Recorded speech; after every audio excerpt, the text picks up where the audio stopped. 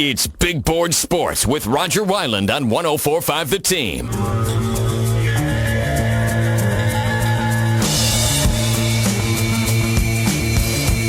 Now the New England Patriots are at Miami to close out the regular season, get set for the postseason. Everything going to run through Gillette Stadium as we try to make a case for who could come into New England and actually beat the Patriots in the postseason. But first things are first, how are they going to handle this Miami game this weekend? Chris Villani covers the New England Patriots for ESPN Radio and WEEI. It's the flagship station for the New England Patriots. And Chris joins us here on Big Board Sports in Albany on ESPN Radio. Good morning, Chris. How are you? Hey, good morning, guys. Happy New Year. Yeah, same to you, man. What approach this season will New England take going into their final game?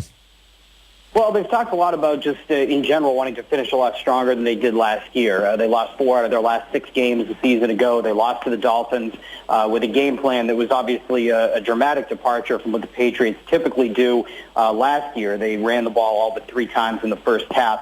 So I think there's going to be more of a pedal-to-the-metal approach this season. Obviously, if they get a lead, if they get an opportunity to take Tom Brady out of the game, I think they might do that. Julian Edelman has been on a bit of a snap count over these last several weeks anyway. I would expect that to continue. He might be one of the more likely guys to be a healthy scratch, so to speak. But in general, I think that this team wants to finish strong. I think that there's going to be a desire to go out and win the game. And they do potentially need this game. I know the Raiders are on the road. They got Matt McGloin at quarterback now and not Derek Carr. And they're playing in a tough place to play, Denver. But Denver's also a team with nothing left to play for other than being the spoiler. But Oakland's going to a game that it really needs to win the West and potentially to get that number 1 overall seed if New England falters. So I think they're going to play this one to win it. Yeah, they certainly want to have that home field advantage throughout the AFC, and they would be a tough out. We all know that at Gillette Stadium. What about what's the update on Dion Lewis, Chris, our local product here from Albany Academy? Well, Dion Lewis has been a great midseason addition, so to speak. Sometimes your best acquisitions are just getting guys healthy, and that's been the case. You know, he's gotten the ball consistently since he came back into the lineup. He's really increased and created a 2-headed monster, so to speak, with LeGarrette Blount, who's having the best season by far of his career, arguably one of the best running backs in the NFL after Ezekiel Elliott and David Johnson this year. But Lewis is a different kind of back. He's a little quicker, maybe a little bit more of a dynamic player as opposed to the bowling ball straight-ahead style that Blount has.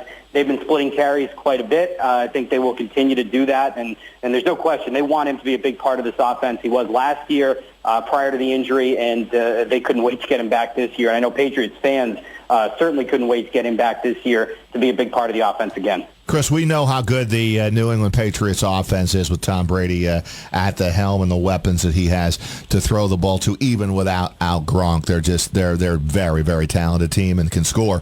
How good are the New England Patriots on the defensive side of the ball?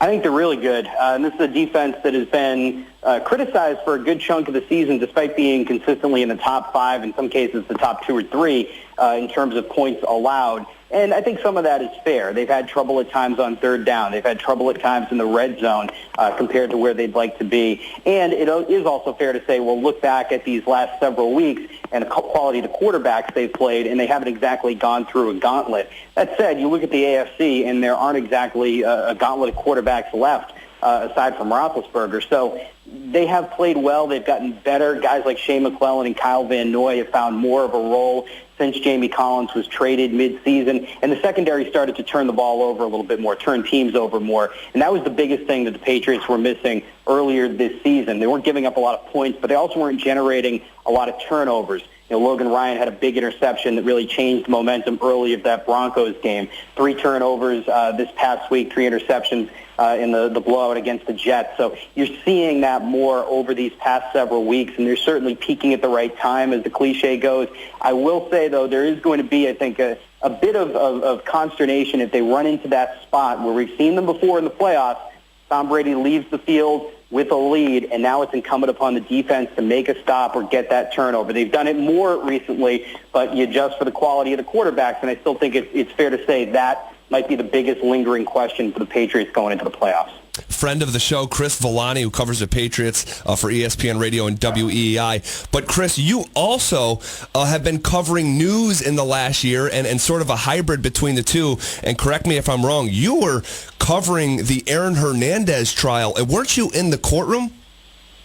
Yeah, so Aaron Hernandez is set to stand trial again. The trial begins February 13th. They're still working their way through pretrial motions. But, I'm a news reporter here at the Boston Herald, and this is obviously one that sort of transcends news and sports. What was it like, and what is it like for you being in that environment? Can you try to describe to us, what the mood and tenor is inside that courthouse?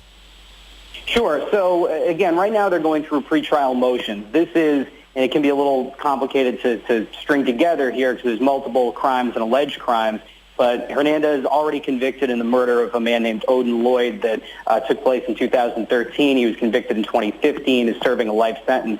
He's set to stand trial for a double homicide from 2012 in the south end of Boston. And many of the things over the past couple of appearances that they've argued about have been somewhat dramatic. There was a man who was in the car with the two men who were shot who described watching his friends die, who described the shooter. He was asked what the shooter looked like, and he nodded in the direction of Hernandez and said, "Looks like him."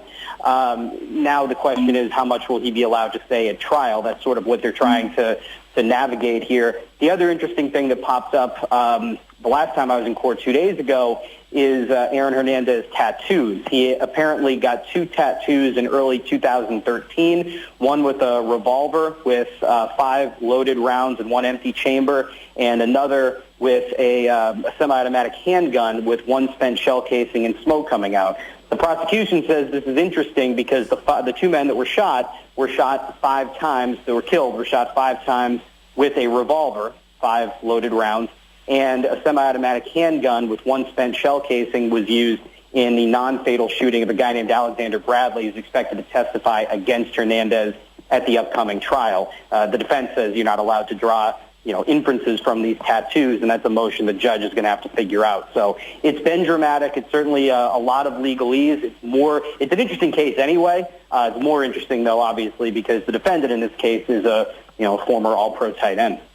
Chris Villani, always a pleasure for a few minutes. Keep up the great work on both of your assignments here, and we'll get back in touch as we close in on the playoffs. And I guess we'll try to figure out if maybe Pittsburgh or Kansas City or whomever can come into New England and knock off the Patriots. Yeah, we'll see. Anytime, guys. Now that I'm a friend of the show, I'm happy to hop on whenever. Great. Thank you, Chris. Thanks, Chris.